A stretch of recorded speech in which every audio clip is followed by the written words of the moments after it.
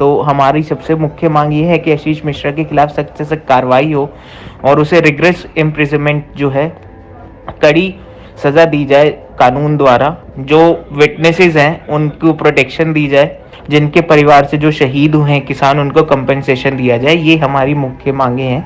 अगर गवर्नमेंट ये चीज़ें लागू नहीं करती तो आने वाले टाइम पे एक बड़ा आंदोलन जो है फिर से दिल्ली की ज़मीन पे होगा और इस बार जो किसान है वो अपने हक 100% लेके छोड़ेंगे, ना कि गवर्नमेंट जो प्रॉमिस कर रही है, फेक प्रॉमिसेस जो गवर्नमेंट कर रही है, झूठे वादे जो गवर्नमेंट कर रही है, उसको उसका जो हर्जाना है वो भुगतना पड़ेगा।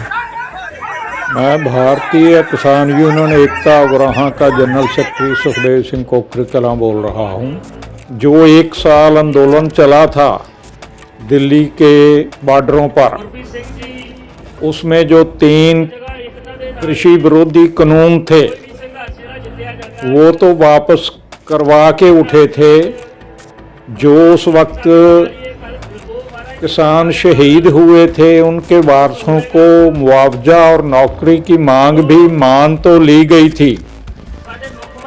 जो आंदोलन के दौरान केस रजिस्टर किए गए थे पुलिस की ओर से, वो भी वापस लेने की मांग मान ली गई थी, मगर वो अभी तक लागू नहीं की गई। जो हमने चंडीगढ़ में प्रोग्राम करना है, हरियाणा के जितने किसान हैं वो पंचकुला में जाकर बैठेंगे। मसला है इसमें सबसे पहले जो अपना आंदोलन स्थगित किया गया था किसानों का, वहाँ से देश के प्रधानमंत्री ने कहा था कि कमेटी गठित कर दी जाएगी, किसानों को एमएसपी है थी रहेगी का वादा था, वो याद करवाने के लिए जा रहे हैं कि बहुत सी ऐसी फसलें हैं जिसके ऊपर किसानों को अभी तक एमएसपी नहीं मिल रही, वो केवल मात्र सरकार के वादों में है।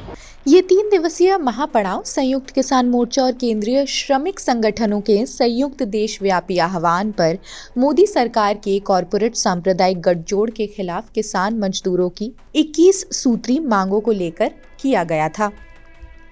इसी कड़ी में राष्ट्रीय राजधानी दिल्ली में किसान मजदूर संसद के पास जंतर मंतर पर जुटे। उनकी मांगों में प्रमुख मांग लखीमपुर मामले में फैसला।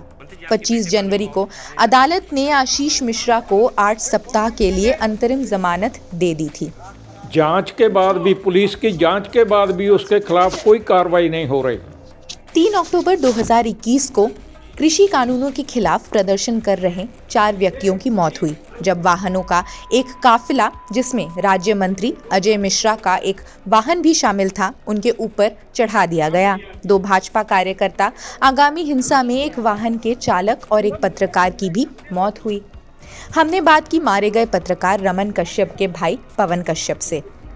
3 अक्टूबर को केंद्रीय गृह राज्य मंत्री अजय मिश्रा टेनी, जो कि यहाँ के सांसद भी हैं, उनके घर पे एक कुश्ती का कार्यक्रम था उनके पैतृक गांव बनबीरपुर में।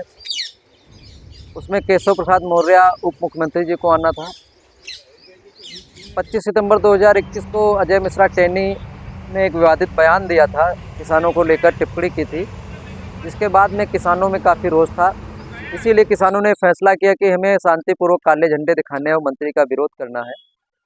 इसलिए उन्होंने बनबीरपुर जाने वाले रास्ते पर तिकुनिया स्थित महाराजा अग्रसेन इंटर कॉलेज के खेल मैदान में एकत्रित हुए और अपना काला झंडा दिखाकर विरोध प्रदर्शन कर रहे थे। मेरे बड़े भैया भी घर से 11 बजे दोपहर में निकले थे कवरेज करने के लिए। घर से अब बोल के गए थे कि हम किसानों की कवरेज करने जा रहे हैं। मेरे भैया साधना न्यूज़ चैनल के पत्रकार थे। हम भी एक किसान परिवार से हैं। मेरे भैया भी किसानी करते थे, खेती करते थे। टाइम जब उनको मिलता था पार्ट टाइम में खेती करते थे। 3 तारीख के बाद में एसआईटी का गठन हुआ। माननीय सुप्रीम कोर्ट ने हस्तक्षेप किया, इसमें एसआईटी का गठन हुआ। एसआईटी ने जांच की। एसआईटी की जांच से हम लोग सहमत भी हुए। थोड़ा सा हमें निराशा भी हुई कि एसआईटी में केंद्रीय गृह राज्य मंत्री अजय मिश्रा का नाम नहीं दिया गया। अजय मिश्रा जो कि 120 बी के मुजरिम हैं, क्योंकि उन्होंने ही ये विवादित बयान दिया था, जिसके फलस्वरूप ये यहाँ पर इतनी बड़ी घटना हुई। 4 किसान और एक मेरे भाई की हत्या हुई है। हमारी प्रमुख मांग थी कि आप अपराधियों को सज़ा दिलाएं, और बाकी हमारी कोई मांग नहीं थी।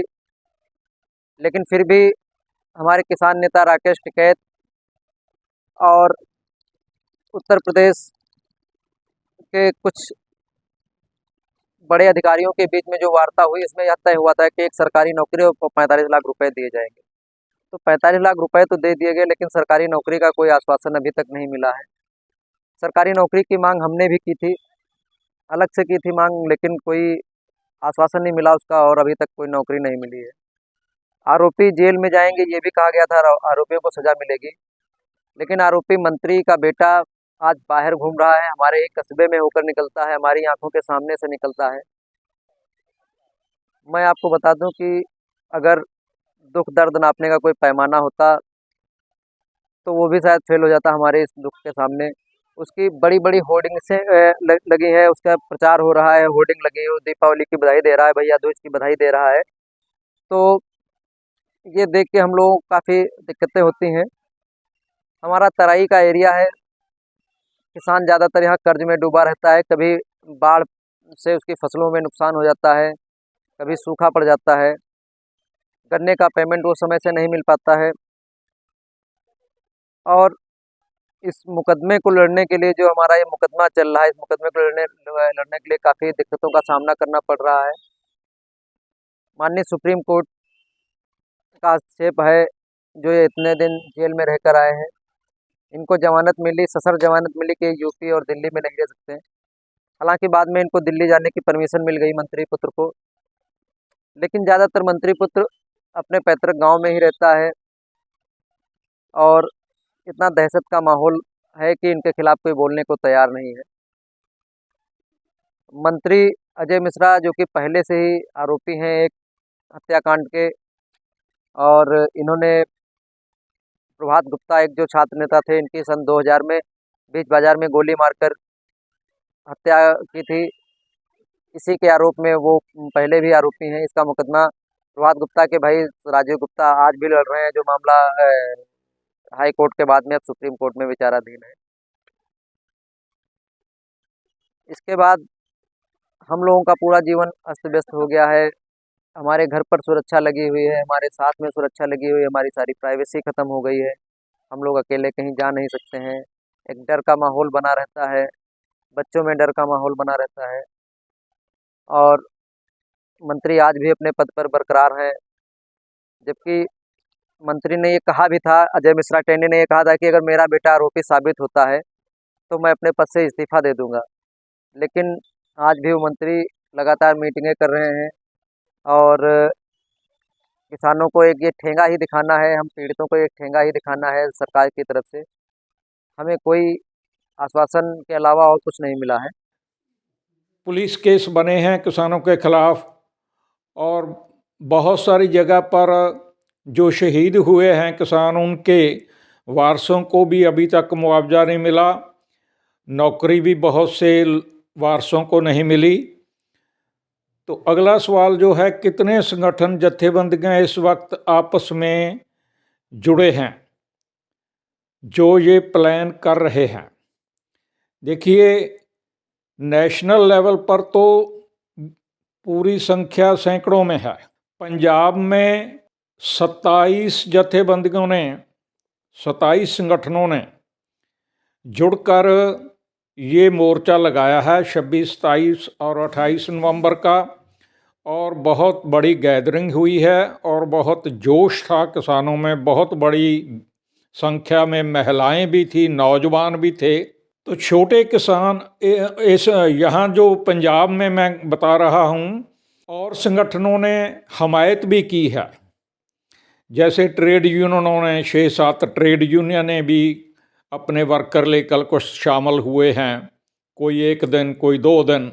हिंसा में मारे गए किसानों के परिवार का प्रतिनिधित्व कर रहे वकील प्रशांत भूषण ने पीठ से अनुरोध किया था कि निचली अदालत को मामले में दिन प्रतिदिन सुनवाई करने के लिए कहा जाए, और कहा कि अभियोजन पक्ष के लगभग 200 गवाहों में से केवल 3 से पूछताछ की गई है।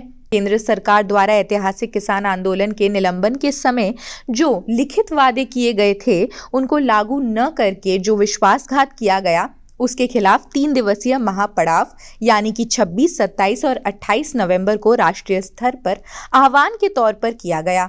जबकि हरियाणा के किसान जो 3 दिनों से पंचकुला में महापड़ाव किए थे, उन्होंने राज्यपाल के माध्यम से केंद्र राज्य सरकार को अपना ज्ञापन सौंपा। साथ ही कहा कि अगर उनकी मांगें नहीं मानी गई तो वो एक बार फिर दिल्ली कूच को तैयार है। मेरे भैया निष्पक्ष पत्रकारिता कर रहे थे, बहुत ही सरल स्वभाव के थे। गरीबों की मदद करना, अन्याय के खिलाफ लड़ना, ये बचपन से ही उनके अंदर एक हुनर था और ये उनकी प्रवृत्ति थी। काफ़ी हंसमुख स्वभाव के थे। उस दिन भी हंसकर ही घर से निकले थे, लेकिन हमें ये नहीं पता था कि भैया हमारे दोबारा लौट कर नहीं आएंगे। हमको गुमराह किया गया हमारे भैया की डेड बॉडी को। अब डेड बॉडी कहें या फिर हो सकता है वो जीवित भी रहे हों, उनको बिना अस्पताल पहुंचाए सीधे पोस्टमार्टम हाउस पहुंचा दिया गया और 3 बजे की घटना है, उनको 7 बजे पोस्टमार्टम हाउस पहुंचाया गया। पुलिस ने अपने कब्जे में कर रखा, किसके इशारे पर कर रखा ये मुझे नहीं पता। पुलिस अगर चाहती तो हो सकता है कि उस समय मेरे भैया को अगर इलाज मिल गया होता तो शायद आज जीवित होते। बस इसके अलावा मुझे और कुछ नहीं कहना है।